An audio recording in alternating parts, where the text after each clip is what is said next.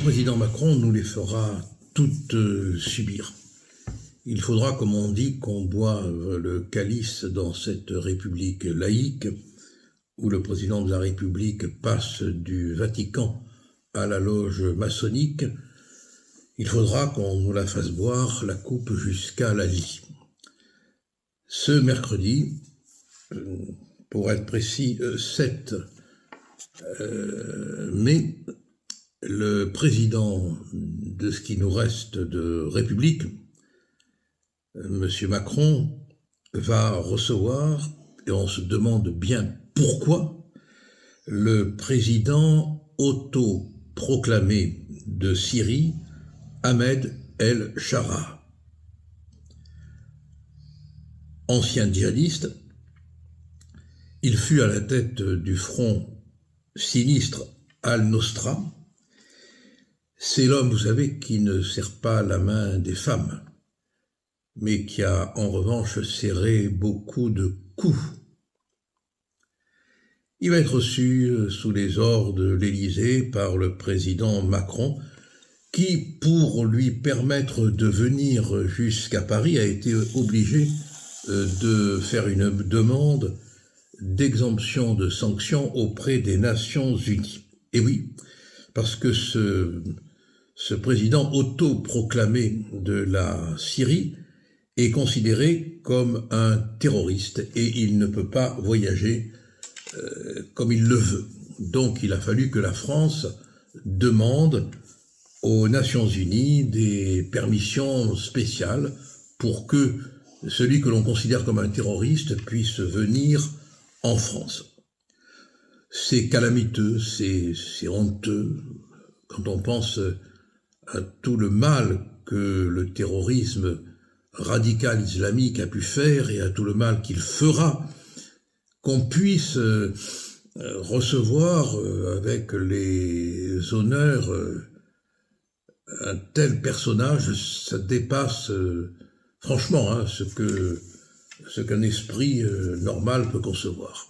Alors la question qui se pose et que tout le monde se pose, c'est pourquoi notre agité du tube cathodique, parce que ça il faut qu'on le voit, je veux dire que c'est narcissiquement vital, il faut qu'on le voit, d'autant plus que avec le Premier ministre qui n'est pas forcément de son camp, tout en y étant un peu, mais qui en tout cas occupe l'espace, il lui faut exister, quoi. Donc alors le meilleur moyen pour exister, quand il n'y a pas le festival de Cannes, eh bien c'est le festival inventé de la politique internationale. Et je crois, enfin on va peut-être trouver d'autres explications, mais je crois que s'il s'agit à ce point, s'il essaye à ce point d'exister, de se faire remarquer par des coups diplomatiques sanglants parfois, parce que là quand même faire venir à l'Élysée un terroriste alors qu'il n'y a aucune exigence à le faire, c'est vouloir faire vibrer la corde de son nombril pour qu'on continue à l'entendre. Mais enfin quand même dans l'état où est le pays, avec la dette, avec l'insécurité, avec la violence partout, avec une justice délabrée, avec une police qui n'en peut plus, quoi. Renvoie cette espèce de Néron incendiaire diplomatique, chercher des lumières, même dans les flammes, pour éclairer son narcissisme, son visage. C'est franchement dramatique d'avoir un tel chef d'État. Il y a encore quelques mois, 2 ans, si je ne me trompe pas, à assister à ce spectacle.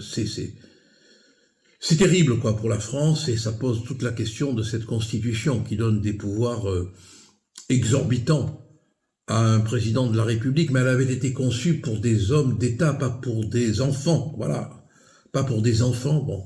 Et là, malheureusement, on a donné un instrument institutionnel à un joueur de billes, oui, qui a la force nucléaire entre les mains. Ça, c'est pas des billes, mais c'est bien dramatique, franchement, d'en arriver là et de constater l'état du pays et de voir qu'on peut, par l'intermédiaire du président de la République recevoir un terroriste, au même moment où la France insoumise refuse de voter une motion pour la libération de Boualem Sansal et où notre président de la République est incapable d'agir pour obtenir la libération de cet homme. Voilà l'état de la France.